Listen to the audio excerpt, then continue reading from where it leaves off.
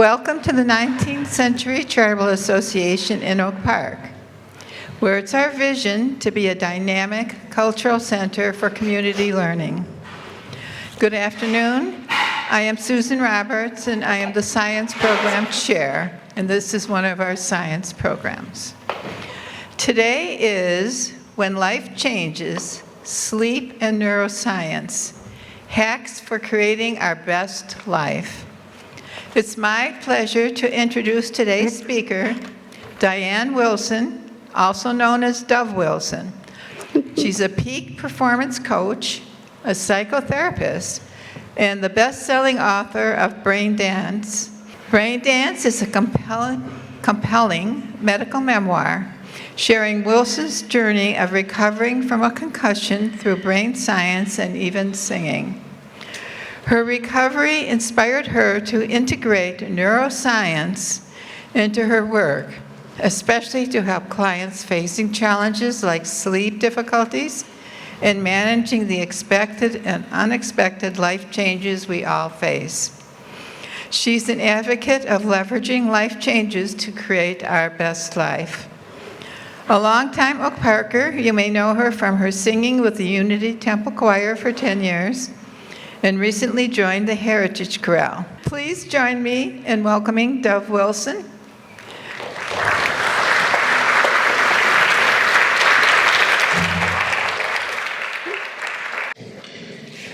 Thank you. Would like to start with some gratitude for the people that put this together. It's like, what an amazing place to be, especially today. And all the care from Becky and Susan and the whole team, but in terms of bringing community together, like all of us here today. So wild applause for them. Thank you. So I'm honored to be here today. How's the volume? Is that too loud? Okay, good. All right. In terms of the day before the election, all the intensity that's going on in the world, but to be in community is incredibly special, and especially talking about change and how to protect ourselves and grow within change. So thank you. How many people have been through a change recently? And how many people have been through a really positive change? Okay, maybe I should say, how many people haven't been through a change recently? Change is all around us.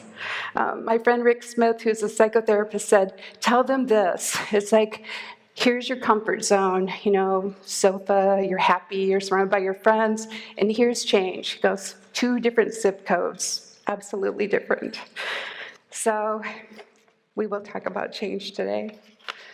So imagine this, you've wanted a baby for months and months, you've waited with anticipation, and she's born, and now you're a new parent or a new grandparent. That's change. It's on a Friday afternoon, and your boss wants you to come and chat with him. You're so excited, you've been doing such good work, you're so proud of your projects, and when you go in, you notice that the human resource person is sitting there, and they don't look happy. So instead of the promotion that you were hoping for, they eliminated your position.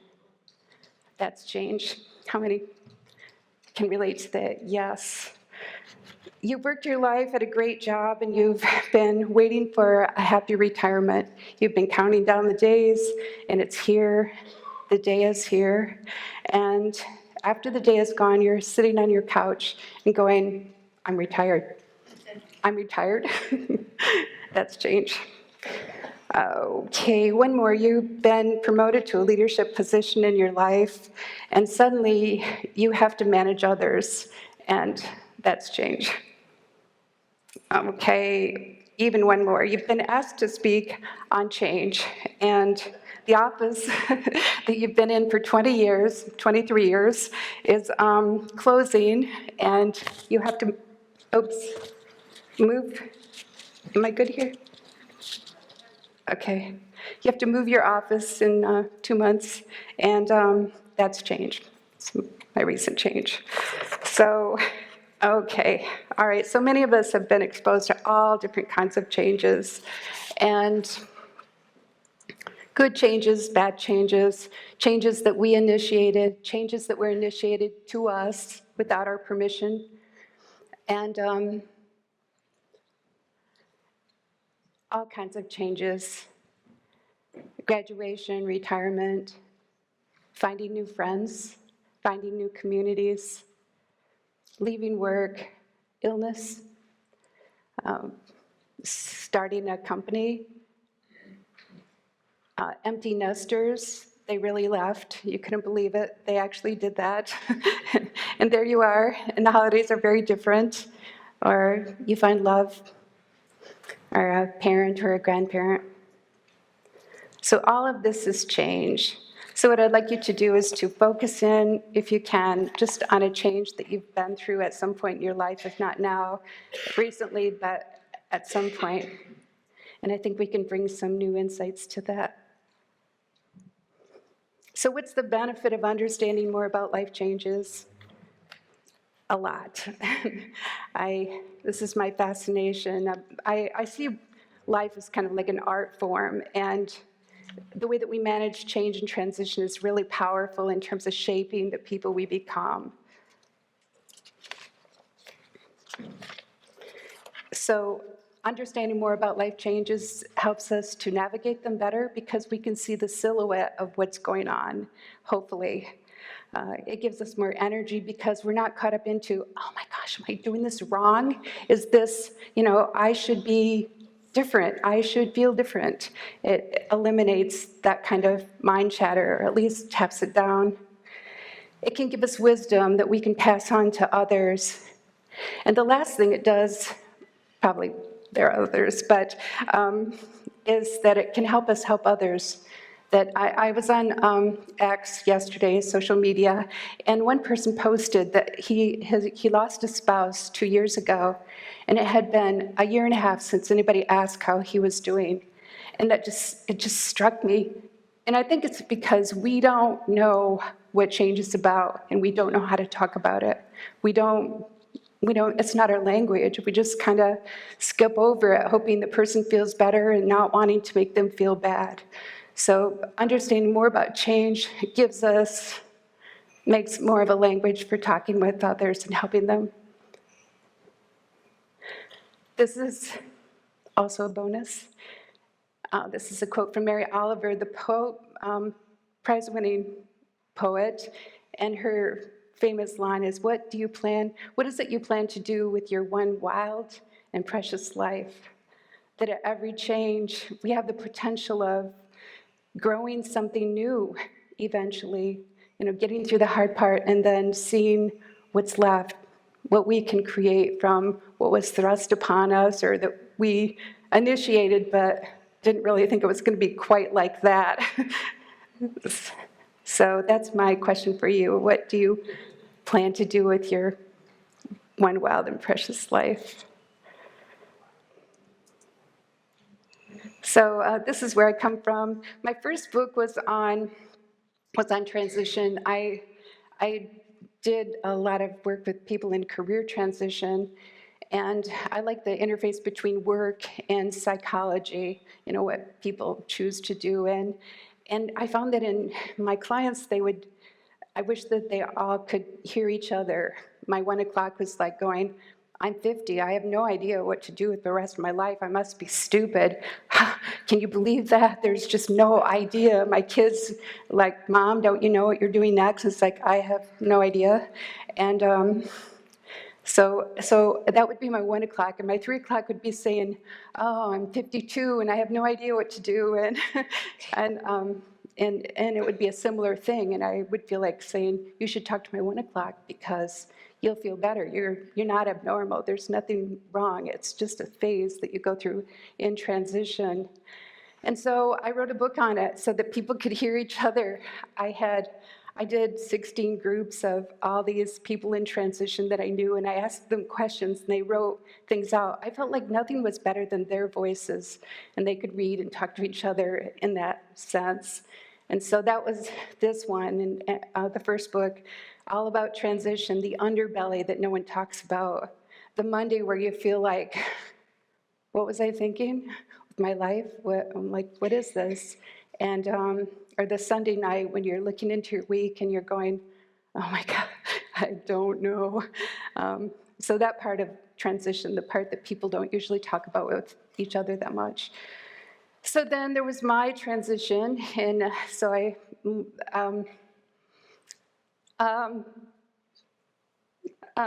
wrote a book about my transition. Sorry, will I ever be able to say that?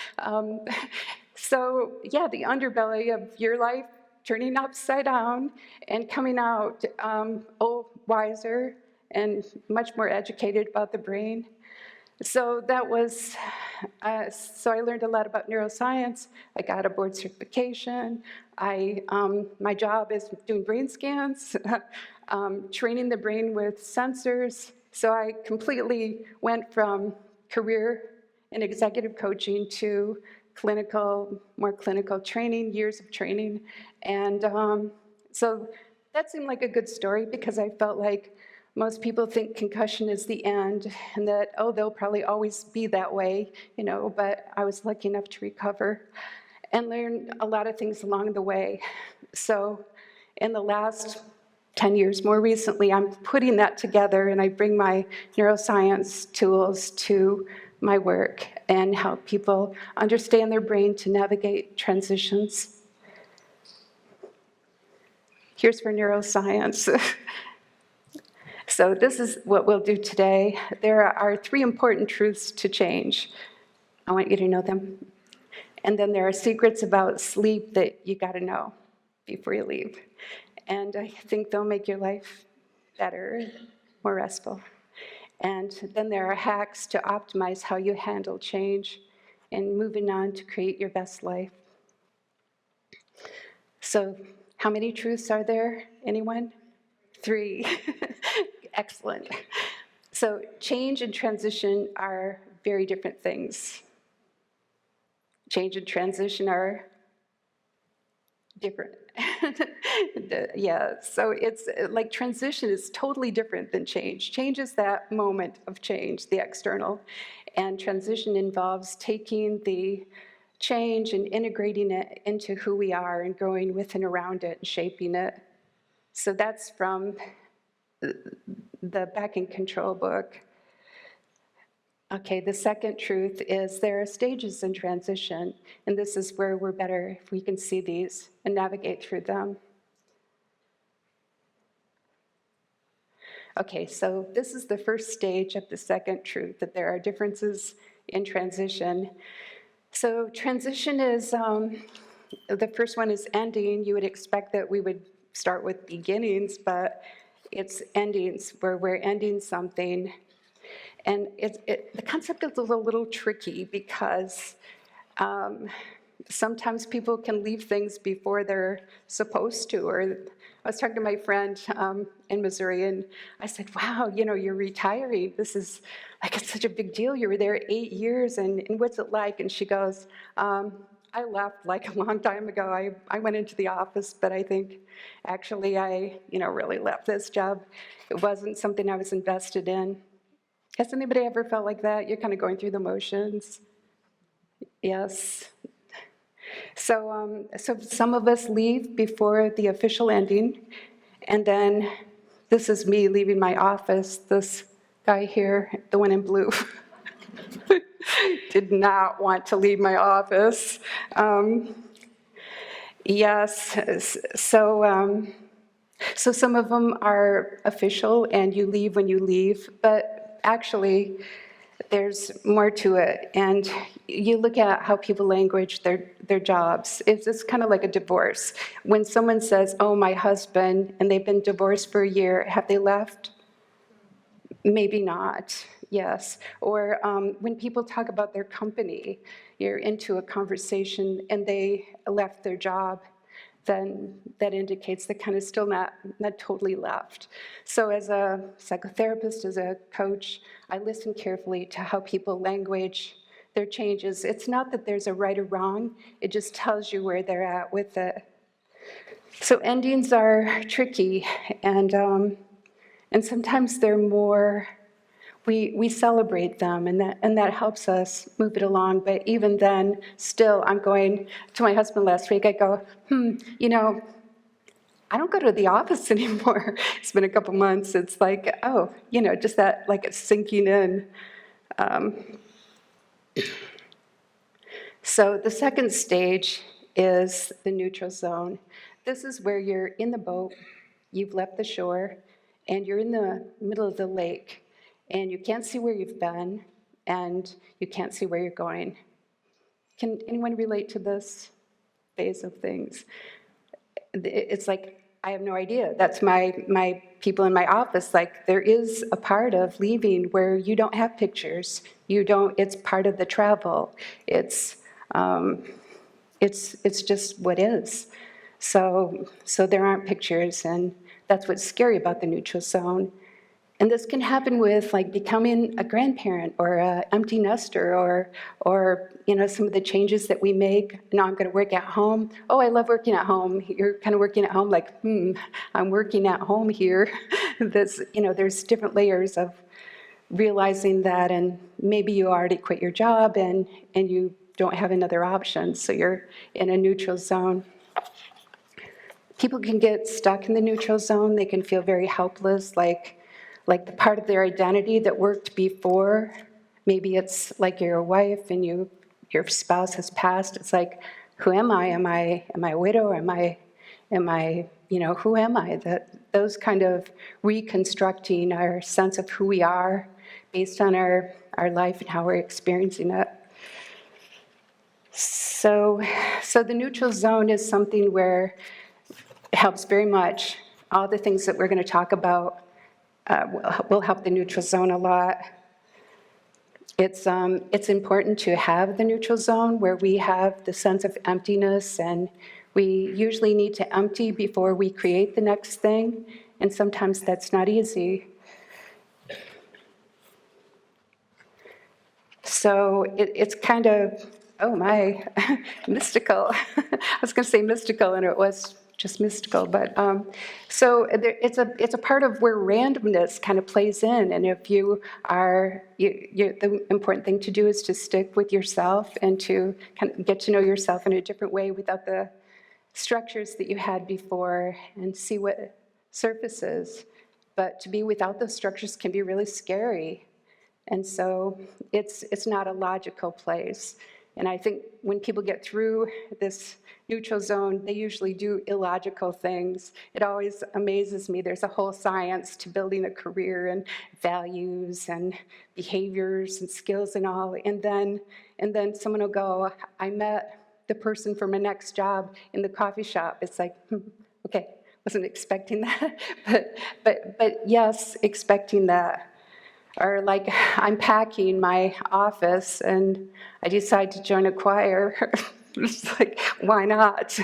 And my husband says it's the best thing that happened all year. It's like, it's, just really, I think we find our voices, we fill our wells, we become the people we're meant to be from fairly random things that happen that just intuitively click and help us through the zone of finding who we are. So a lot of who am I question, bridging into the next. It's like that little chick, like how does a chicken get out of an egg?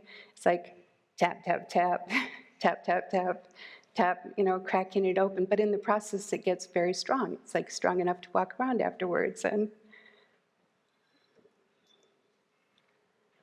so this is a quote from this book here. Throughout my life, I have had goals, and I'm working toward. Right now, I have no idea of who I am or what I want, and most of the time, I don't really care. That can be it's like you're just done trying. The things that you did before didn't work, and you're just like, okay, if people move through that phase, it can be long or short. I've got plenty of ideas to help you move into that and make that work for you, but it's very individual. And I think when we see our friends go through this, we need to remember that. So the third stage in the transition is the new beginnings, and that's where you're getting out of the boat. You got some fish there, you gain some things. And I love seeing people go through this. It's like they're stronger, they're better, they learn things, they made sense out of things. It's not easy, but it's the work of life. And you can see the shore. You can see the shore, you get out of the boat, you have things, you're better for the trip. You can be, depending on how it's handled. So stage 3 is new beginnings, where the old me gets replaced by the new me. And I think people feel new when they go through this well. Sometimes it takes longer, and you want to compare. Am I doing this right? It's like you're doing it right. Just listen to yourself and talk to others. So truth 3 is that how we approach change and transitions greatly influences the outcomes. I see people, well, we'll talk more about that, but greatly influences outcomes. So 3 truths. Change and transition are different. There are stages to transition, and our approach greatly influences our outcomes. So moving on to our structure here. So life changes, 3 important truths, sleep secrets. How many people are happy with their sleep? Is that it? Not it. How many people are not? Okay, my people. Yes. Okay, all right, some facts here, and then we'll go into remedies or tools for us. Sleep secrets. Research indicates that the brain's prefrontal cortex, the executive functions responsible for decision-making and self-control, are most active when we're well rested. So if you're working your way through a transition and you're not sleeping, it's hard, because the lack of sleep can impair the brain's ability to adapt to new information or change by as much as 50%. So sleep is crucial. So just a quick note that when you sleep and you sleep well and you go through the cycles of sleep, your brain essentially turns into a car wash. What happens with that is that your cerebral spinal fluid comes into your brain, and it has a vascular system. It washes away the toxins, and that's why we feel refreshed in the morning. It's because we are. And so it takes out like toxins, and just imagine your brain like being neurons, nerve cells long like spaghetti, and so it kind of cleans them. And so like the tau proteins that result into neurodegenerative diseases like dementia, Parkinson's, it reduces the likelihood, because we can get all those out and the nerves work better. So when we're not sleeping at midlife, it's really highly correlated to dementia, especially for women, postmenopausal women who don't sleep well or have sleep apnea undiagnosed are more likely to have dementia. My friend Dr. Jim Dwyer, cardiologist, sends me these studies all the time.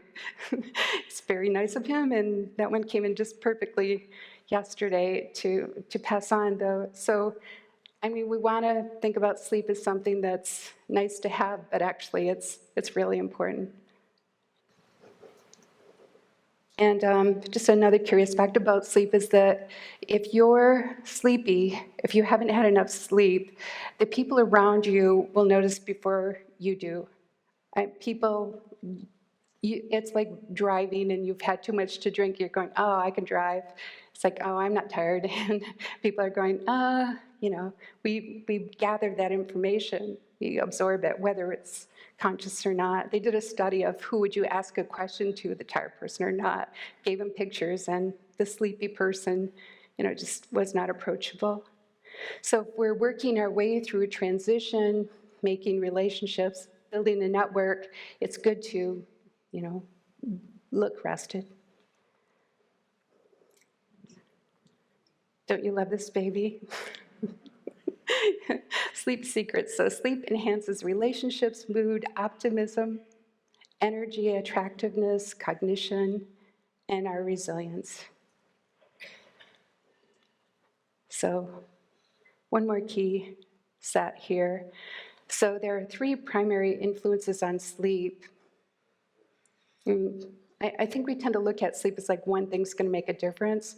Well, these are the one things that will make a really big difference. A lot of people come to me, others to improve their sleep, and it's like, what's the one thing? But usually it's a system of things that need to work together.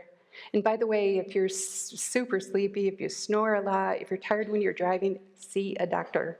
Like, I'm a psychotherapist, and I have a lot of, but just seeing a doctor if your sleep changes is really important. But sleep drive is one thing. It builds across the day. It's like a sex drive, food drive, that kind of thing that just builds on its own.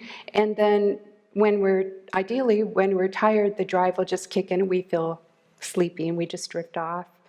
So the way that it builds is that it accumulates melatonin and other chemistry across the day. So what you don't want to do is impair that chemistry. So cortisol taps down. It's like, here's melatonin up, stress cancels melatonin. So you're too activated to sleep. So there are things that reduce the sleep drive. Naps. How many people love naps? Yes. There's, I know sometimes people go, I want to sleep. I go, do you ever nap during the day? Yeah, just about a couple hours. And it's like, no. That's the research shows that 17 minutes is a good amount for a nap, or under 30. Does that sound better? Yes. So we want to keep that chemistry building and resist the temptation. And if you're not sleeping well, that's a lot of temptation. It's like, oh, but I want to sleep. And it's like consistency around sleep hours really builds the circadian rhythm, which is next. And so sleep drive, yes. What else? So not having coffee in the afternoon, for most people, you have to wait at least 3 hours before bed to stop drinking coffee. Usually, most people stop, I think, at noon, drinking a caffeinated coffee, and eating 3 hours is a good marker to not eat 3 hours before bed, to really just build that robust sleep drive. The second is the circadian rhythm that we see most when we're traveling, where our body clock might be different than the people around us. The circadian rhythm is, this cascading of hormones and behaviors and just the way our body works due to the sun and activity. And so we want to keep our circadian rhythm strong so that it just, it kind of has a momentum of its own. We want to keep that. And that's hard because as we age, the circadian rhythm is less strong. It can be, and it changes. Like the circadian rhythm of teenagers is, sleeping in late is good for them in the morning. That's their circadian rhythm. It's different than older adults. And so keep that in mind, that if you're like, why am I awake now kind of feeling, where I used to go to sleep at this time, or your natural rhythms are different, then you want to tend to those and just know that they may change across time. So, and then there's also circadian chronotypes, where there is actually, research shows there are such things as owls and larks, in case you were wondering, that there are people that just function better in the morning, their brain works better, and there are those of us who are people who are happier at night and more productive at night. How many people are like larks in here? Like morning people? Yeah. I think this is really helpful, honestly, because as a bona fide night person, like, I always felt like the larks were, like, we got this covered. There's a little, but actually they're not They're just different. One's not better than the other. So, and then nervous system activation is the third major factor, and that's really where I do a lot of work in terms of biofeedback and neurofeedback, because a lot of us, the patterns we get into in our thinking, in our nervous system, keep us awake. They, they make us stressed, and we worry or ruminate or, have thinking that just keeps us awake. Okay, so now we're moving into the hacks. How are we doing? Are you learning anything? Is this interesting and fun, or I'm seeing a lot of nods. It's a quiet group. Okay, a lot of nods though, yay. Okay, so moving into hacks, and by hacks I mean things that we can do that help the cause. And so the first thing is self-compassion. This is from my friend Debbie back there, photographer, speaker, and who talks a lot about self-compassion. There's a lot of research that when people are compassionate to themselves, they learn better and faster. That, the carrot and the stick, like the stick, berating ourselves for what we're not doing is really not the best way to learn for many people. So mindset really makes a whole huge difference. And the mindset of, there's a growth mindset where we look at life as an experiment and we try things and we learn from it. And then the fixed mindset, which is fearful of change and challenge, looks at life and says, I got to get this right. I have to do this as well as my neighbor. I have to, I got to get this. And then if you talk about careers with them, they say things like, but I'm a banker. I've always been a banker. Or, but I live in Oak Park. I can't live anywhere else. Or, they have this set, rigid conceptions that cognitively and punishing if things don't go the way they expect. And the growth mindset is that of athletes, of people who are very, very successful. Just go, I try things, some of it works, some of it doesn't. I try hard, and I keep learning. So they're really different mindsets. So self-talk vitamins are from my conception. We tell ourselves things all the time. We tell ourselves things like, oh, you should have done it better, or, I'm not good enough, or this should have gone differently because it's my fault. And how many people can relate to any of those? Just like nods are fine? Yes. So that's kind of the default thinking for many people. And so I figure, there's a whole cognitive behavioral therapy you can do, and I have done this. However, I do think that minimally, vitamins of self-talk are huge. And so there are things like this, like, close your eyes, I'll say these to you, okay? If you can, if you want to. I'm okay, and I'll be okay. I am working my way through this. I'm loved. I'm valuable. I'm wise. I'm enough. You can open your eyes. What was that like? Can you feel it? Anyone? Mm-hmm. It's interesting how just even setting phrases to ourselves, the I am, you're giving yourself messages all day, right? You are. It's like, oh, I should have done this better. Oh, I wish I would have worn a different dress, or those kinds of things. And so why not? Why not put vitamins in your self-talk and increase them? Put a stick-on your mirror. This is starting to feel like Saturday Night Live kind of thing, but it works. All right. So the next hack is to visualize what you desire.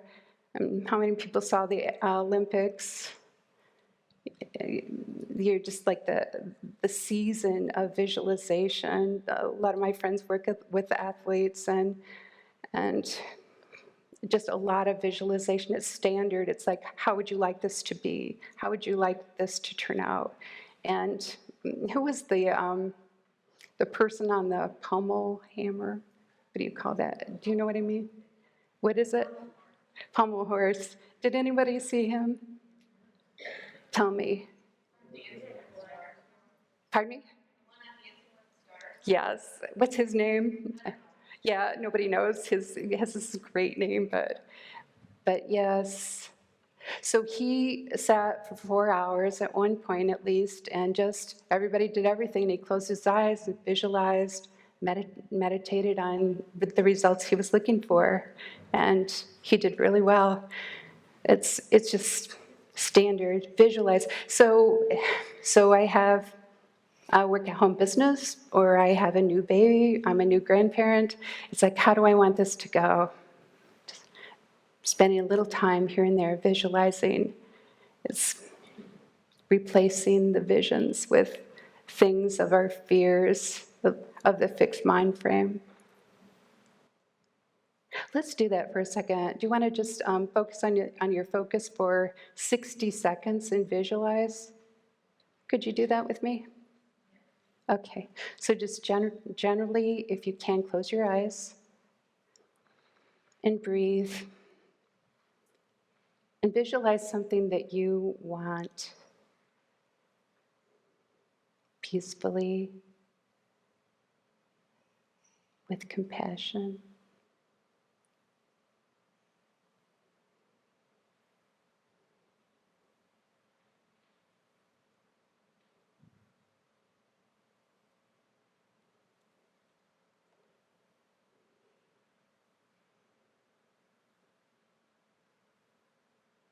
Okay, not if that was helpful. Yeah, just taking that pause, finding what's good for us. One of my friends got divorced last summer, and she can't visualize what person she wants to be with now, although she's dating quite a bit. And so what we're doing is like taking all these people that she's been meeting and going, okay, didn't like that, what's the other side of it? It's like, oh, this person doesn't read enough. It's like, oh, you want someone who reads. So if you don't have pictures, that's totally fine. And if you can only think of what you don't want, then just flip that, work with it. So you're not defective if you didn't have a vision, but try practicing that. I think it'll be really worth it. All right, so mind your sleep quality. This is, I didn't like the books out there, so I made this with my assistant, Catherine. And we put in things like just keeping track of things. Well, Fitbit is, of course, good, and an Apple Watch. But I think some people just prefer something they can put in their bag. It's more tangible than some of us aren't, maybe totally digital. And but you can see patterns of our behavior, like how many wake-ups, how did I feel, what's my mood like. Really keeping track of that increases your self-awareness incredibly. This here is a sleep device. It used to be when you did a sleep study, if you had problems, then you would have to go in and they put gear on you and you stayed overnight. And a lot of people won't get sleep studies because they're going, I'm not doing that. It's not going to happen. So I had a reason to go in, believe it or not, and so then I had to wear this device, and it served as a sleep study, which was incredible. Now, so if you have sleep apnea symptoms or someone else says you do, then consider this, because it may not be that overnight thing that you're dreading. It could be a lot easier. But a lot of people have sleep apnea, and it affects the oxygen level that gets to their brain, which is not good. You want that really high and feeding your brain. And The most people that mostly have sleep apnea say they don't. It's usually the person that sleeps with or around them go, something's wrong. So if someone else is telling you that, listen, because you won't know. It's one of those things. So listen carefully to the people around you for sleep apnea, and consider, if you snore, people say you snore, then consider getting testing, because it might be easier than you think. So in the process of just increasing your awareness with like my Fitbit or this sleep diary, you identify your saboteurs. They were kind of there all along, but you didn't really see them. And so maybe you notice that you're having food before you go to sleep too close to your bedtime, or your bedtime is irregular. You can just see more about how you're doing, things that we wouldn't really think of ourselves. Okay, this is another exercise for those of you who are up for this. I think the most important thing is to really connect with your body. That because my background's in biofeedback, neurofeedback, that I think that a lot of the things that we need to talk through, and certainly talk therapy is very, very important, but we can do a lot with our body, and helping our body helps our brain. So the body affects the brain a great deal. So if you can't sleep, or you're not sleeping well, or you're just moving through this transition, make sure you're connecting with your body as much as you can. So if you're in your head, and your head's chattering, and you're worried, and you're ruminating on the same idea, and you wish you could stop, then go to your body. So one thing you can do is to use your senses. So you're in a thinking storm, and so stop if you can, and think about what you can smell. Or think about what you feel. The sheets I can feel it on my foot, or, oh, these pants are too tight, or, what do you feel? And that's a shift for us. Okay, so smell. What do I smell? And what do I hear? What do you hear in here, anyone, besides me? What? Yeah, the floor is settling. Say it again. Silence. Sorry? The silence. The silence. Yes. Touch, smell, hearing. So bringing yourself into your body, it's like, This is an exercise from positive psychology. It's called fingerprints, because our fingers have nerve endings a great deal, quite sensitive. And so one thing is, if you take your thumb and you put it on your index finger, and you just gently try to feel the ridges of your finger. Try that if you can, and see if you can do that. Imagine. So bring your attention to your fingers, and then move to your second finger and see how different it feels. Or your third. I was working with somebody recently who's very stuck in their head, and we started to do this in just like 30-second intervals, because concentration like this, and not everybody has it, and you build it. But it brought him into his body. It's like, oh, I don't have to think of that thing over and over again. It's okay.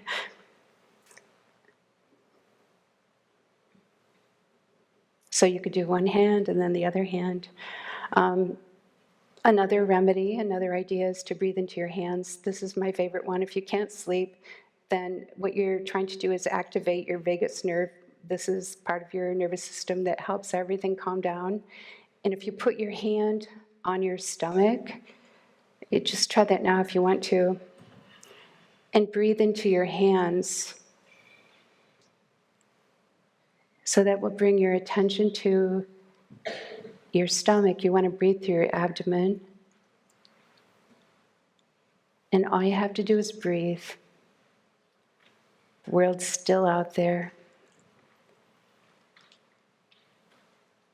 And if you do that when you're tired, it can help you sleep.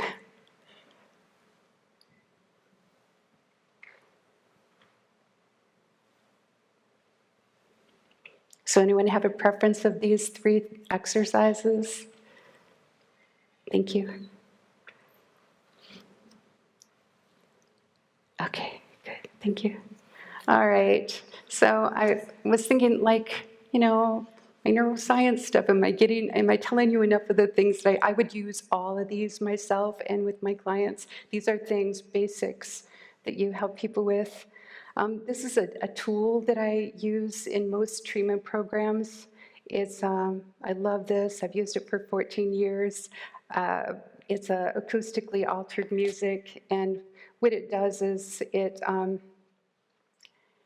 from the inside of the ear, deep within, and it has to do with the stimulation of the little hairs that pick up different brain waves, and what it does is it challenges them. So if I go like this, what do you see? Pardon me? A C? Anybody else? My fingers. Excellent. Okay. So this is a C, but a lot of people go, it's a circle.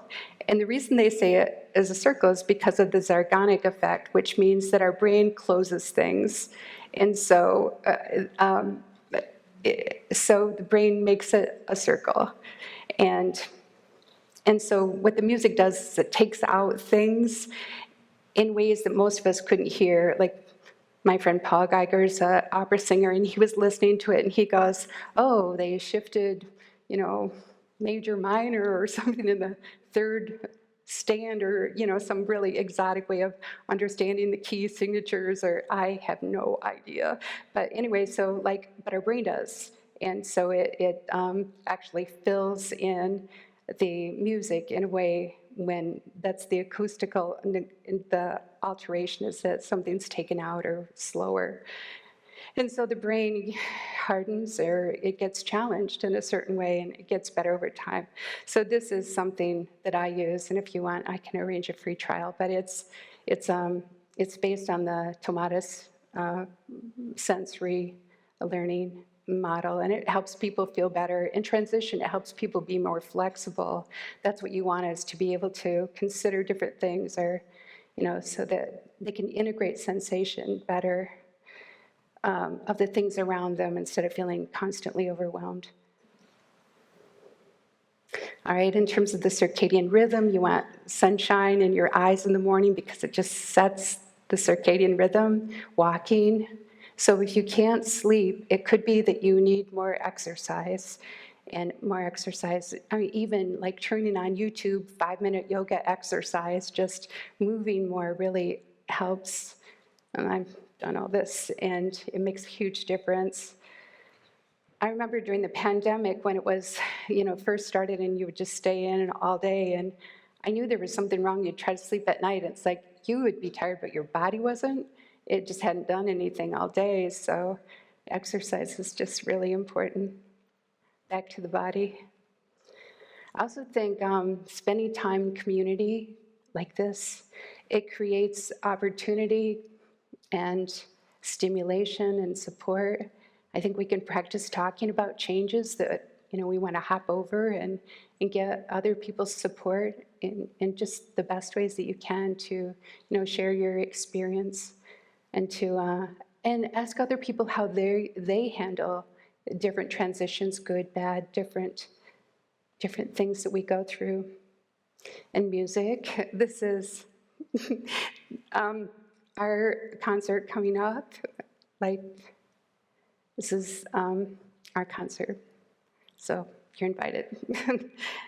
But music is really powerful. It helps us be flexible and grounded. And singing is Great, fun. Last hack here is to make a gratitude list.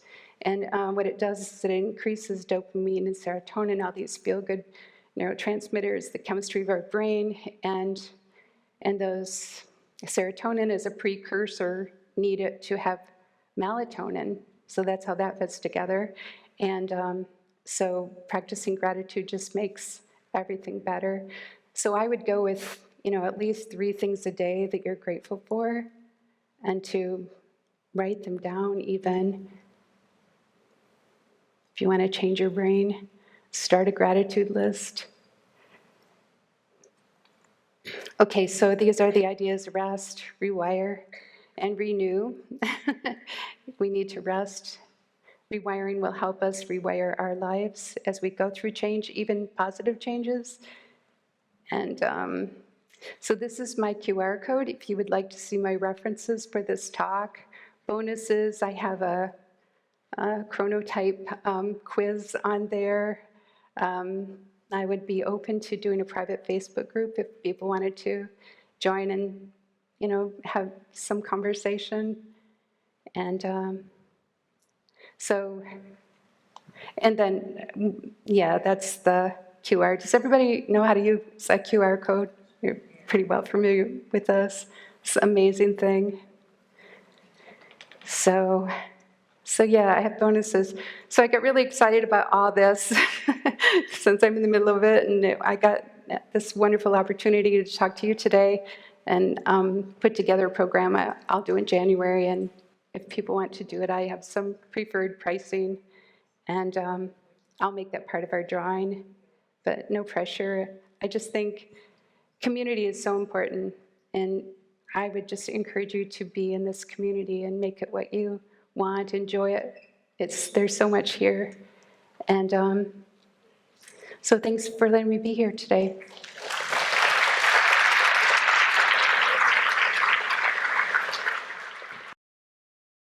Any more questions? I'm one of those people that having a 6-ounce cup of coffee before I go to bed helps my sleep. And I know there are people that, I stop eating and everything out 3 hours before bedtime. But that one last cup of coffee with some milk in it is... Lucky you. Yay. About what you said regarding the sleep diary, particularly the electronic options, your watch, your Fitbit. Because in my experience, people will wake up perfectly refreshed, and then they'll say, "Oh, I didn't sleep well," and then they're tired all day, or they'll let that influence them more than they would if they had no information at all. I totally agree. I think that can easily happen, and I think we have to guard against it, or if we feel like it's really powerfully affecting us, to not look at it maybe until the end of the day. Or it's all information, and sometimes it's not correct, but sometimes it's really helpful to have it. For example, I have this app, it's Elite. It's just called Elite. And then it gives you a score from 1 to 10, like how ready you are to take on your day. And it does affect me. Like yesterday was a 10. It was like, really? It didn't feel like it. And yeah. But if it's a 6 and it gives you ideas, like you need to exercise and all that before you take on challenges, then that's good to know. So I think being very careful with that information is a good idea. Thanks for your comment. Any more questions? Referencing the person who sleeps better with coffee, I thought I heard in the popular media at some point that there are some brain types that are sort of opposites, like people who take coffee and calm down, or people who take a depressant of some sort and perk up. Is that a thing, or have I been misled? Thank you. Thanks for your question. I think that it's a good insight, and I think we are really starting to understand neurodivergence. And I think a lot of us have chemistry that works different than what should be normal. And for example, apparently there are some studies where autistic children have, like, as a group, lower levels of melatonin. And so, I mean, just like their chemistry is different. I don't know. I mean, that's a hearsay report, but that's the type of information that you see, that you're starting to see, like, how are we different, in what ways, and, you know, what works. If you have ADHD, some of the things that make other people feel very nervous would make you feel calm. That I have ADHD, and to sit through a theater, I never take this, but there's like a little booster that I should be able to take all the time, but I don't. But if I don't take it, I'll just feel like I have, like, bugs crawling all over me. It's just, you know, it's chemistry. It's my body. If I take it, then I'm fine. But and I take them because I feel for the people sitting around me. I'm just diving in my purse looking for something, or, you know, just feel like you're busy and noisy, and it changes everything. So. Okay, one more question. Any more? Yes. You know, I think it was interesting. You showed that picture about the vagus nerve. Could you say more about the vagus nerve? Because recently I've been seeing more items related to that issue from articles referring to infants even, and showing pictures of how parents should hold the baby's navel so that they tend to relax. Could you say more about that, please? Thank you for your comment. And yes, it's exciting. We're learning a lot more about the brain than in the nervous system every day. It's incredibly exciting. So I'm not a child specialist, but I know that the vagus nerve is part of the two branches of the autonomic nervous system, sympathetic, parasympathetic. And so the vagus nerve is a nerve from here that goes through the rest of your body and touches every single organ. And so it's called, vagus means wandering. And so when that nervous system is activated, then we're relaxed. And a lot of us have stuck sympathetic nervous systems. And so we look at the ways that we can, work with the vagus nerve and ways to activate it, to get it unstuck, or just increase the likelihood that it'll help us relax. So that's where I love the abdominal breathing. But with children, we just have so much to learn. That's astonishing. Thanks for sharing that. Well, thank you very much, Dove. We really appreciate it. Thank you.